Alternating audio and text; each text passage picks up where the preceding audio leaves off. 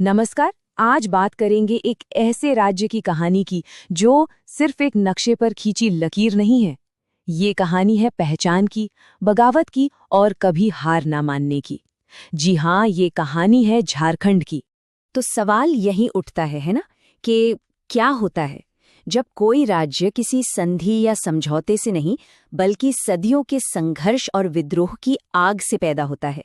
यही सवाल हमें सीधे झारखंड के दिल में ले जाता है। अच्छा, तो चलिए शुरू करते हैं और शुरुआत करते हैं इसके नाम से ही।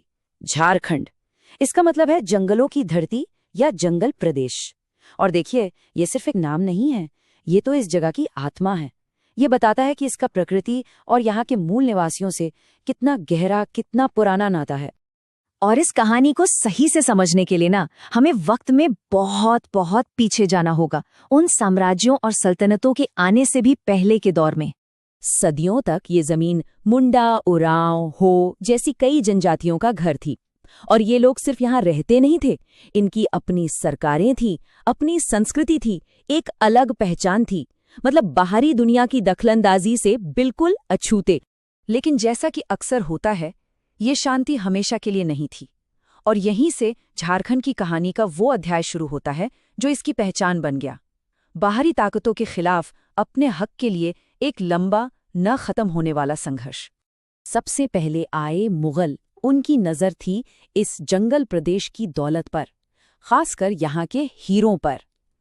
उन्होंने टैक्स मांगा, अपना हक जताना चाहा और यहीं से पहली बार टकराव के बीज बो दिए गए। मुगलों के बाद आए अंग्रेज। और यहाँ ये जो कोट है ना, ये बहुत दिलचस्प है। ये दिखाता है कि अंग्रेजों और यहाँ के आदिवासी सरदारों के बीच कितनी बड़ी गलतफहमी थी। अंग्रेजों को लगा कि छोटा नागपुर और पलामू भी बाकी इलाकों की तरह हैं, जहाँ से बस टैक्स वसूलना है। लेकिन असलियत तो कुछ और ही थी। ये लोग तो लगभग आजाद थे। और बस इसी सोच के टकराव ने 1 सदी से भी ज्यादा लंबे संघर्ष की आग लगा दी। और ये जो संघर्ष था वो कोई छोटा मोटा नहीं था, ये लगातार चलता रहा और बहुत क्रूर था। मतलब ये कोई एक दो विद्रोह की बात नहीं थी, ये तो एक पूरी लहर थी। 1771 में तिलका मांझी के विद्रोह से शुरू होकर फिर 1831 का कोल विद्रोह, 1855 का जबरदस्त संथाल हुल और आखिर में 1895 का बिरसा मुंडा का उलगुलान। ऐसा लगता है जैसे हर पीढ़ी ने अपनी आज़ादी के लिए लड़ाई लड़ी। और इस पूरे संघर्ष के सबसे बड़े चेहरों में से एक थे बिरसा मुंडा।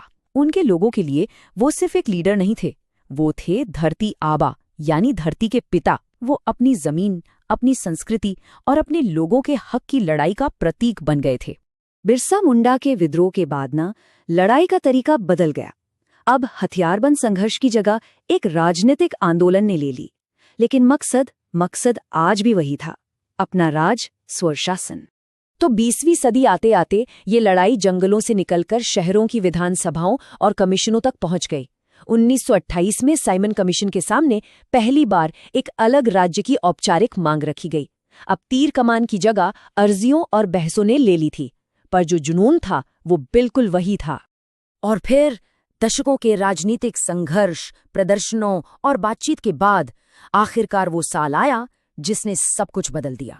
जी हाँ, साल 2015, 15 नवंबर को आखिरकार झारखंड भारत के 28वें राज्य के तौर पर बना। और ये जो तारीख चुनी गई, 15 नवंबर, ये कोई इत्तेफाक नहीं था, ये बिरसा मुंडा का जन्मदिन है। मतलब उस लंबी लड़ाई को एक सच्ची श्रद्धांजलि जिसने इस राज्य को जन्म दिया। तो सदियों के संघर्ष से जन्मा ये राज्य आज कैसा है? चलिए एक नजर डालते हैं। आज झारखंड की आबादी करीब 3.25 करोड़ है। राजधानी है रांची और सबसे बड़ा शहर है जमशेदपुर। ये एक ऐसी जगह है जहां आपको इसकी समृद्ध आदिवासी विरासत और साथ ही इसकी औद्योगिक ताकत दोनों का एक अनोखा मेल देखने को मिलता है। और इसकी ये जो खास पहचान है ना, वो इसके प्रतीकों में भी झलकती है। राजकीय पशु है शक्तिशाली हाथी, राजकीय पक्षी है सुरीली कोयल, पेड़ है मजबूत साल का और फूल है खूबसूरत पलाश।